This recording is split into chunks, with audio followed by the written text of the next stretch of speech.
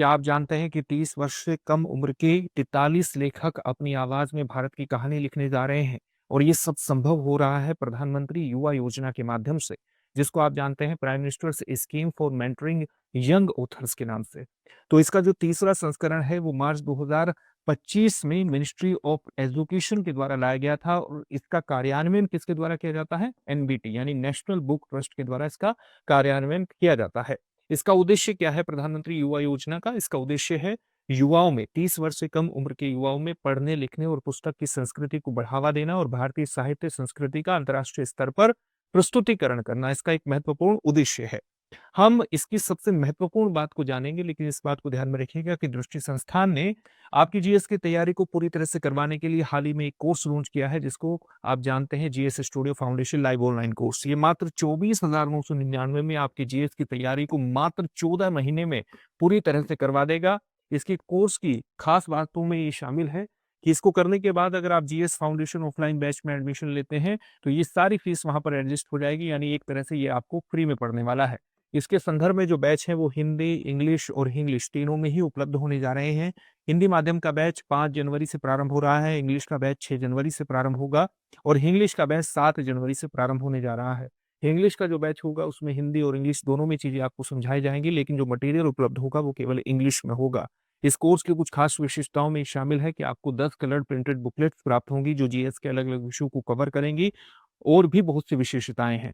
तो इससे जुड़ने के लिए अभी डिस्क्रिप्शन में दिए गए लिंक पर जाइए, अपने एडमिशन को सुनिश्चित कर लीजिए। किसी भी प्रकार का डाउट हो तो 8750187501 पर कॉल कर लीजिएगा। प्रधानमंत्री युवा योजना का जो तीसरा संस्करण है उसके अंतर्गत ऑल इंडिया लेवल की जो प्रतियोगिता हुई उसके तहत 43 युवा लेखकों को चुना गया है, जिसमें से 24 पुरुष हैं और 19 महिलाएं हैं। इसमें कौन कौन सी भाषाओं के एक तरह से जो लेखक हैं उनको शामिल किया जाता है, युवा लेखक हैं उनको शामिल किया जाता है। 22 भारतीय भाषाएं और इंग्लिश इसके अंतर्गत शामिल है। 22 भारतीय भाषाएं और इंग्लिश को इसके अंतर्गत शामिल किया गया है।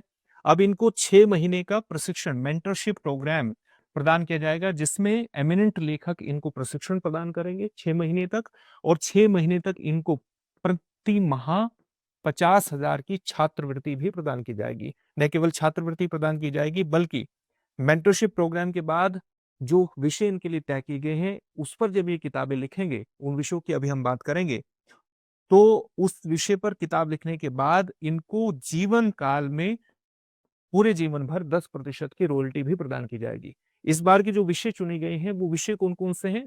एक है राष्ट्र निर्माण में प्रवासी भारतीयों का योगदान। पहला है राष्ट्र निर्माण के अंतर्गत जो प्रवासी भारतीय हैं उनका योगदान पर लिखना था। दूसरा लिखेंगे ये, और दूसरा विषय है भारतीय ज्ञान सिस्टम, भारतीय ज्ञान प्रणाली, जो भारतीय ज्ञान प्रणाली रही है उस पर लिखना है। और जो तीसरा विषय है वो किससे जुड़ा हुआ है? तीसरा विषय जुड़ा हुआ है आधुनिक भारत के निर्माता 1950 से लेकर के 2025 तक। तो अभी आपने देख लिया कि इन सभी लेखकों को जो सिलेक्ट हुए हैं प्रशिक्षण प्रदान किया जाएगा 6 महीने का। उसके बाद एनबीटी इनकी पुस्तक प्रकाशित करेगा और पहला जो सेट है पुस्तकों का वो अगले वर्ष आने की संभावना है।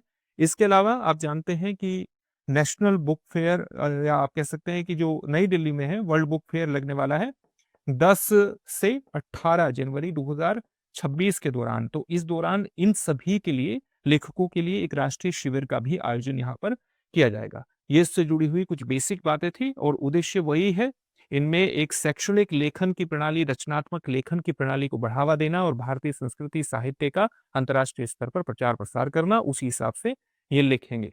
ठीक है। अब प्रधानमंत्री युवा 3.0 योजना किस मंत्रालय द्वारा घोषित की गई? आपके सामने ऑप्शंस हैं: संस्कृति मंत्रालय, शिक्षा मंत्रालय, युवा और खेल मंत्रालय, सूचना और प्रसारण मंत्रालय। इस प्रश्न का उत्तर कमेंट बॉक्स में कमेंट करके जरूर दीजिएगा।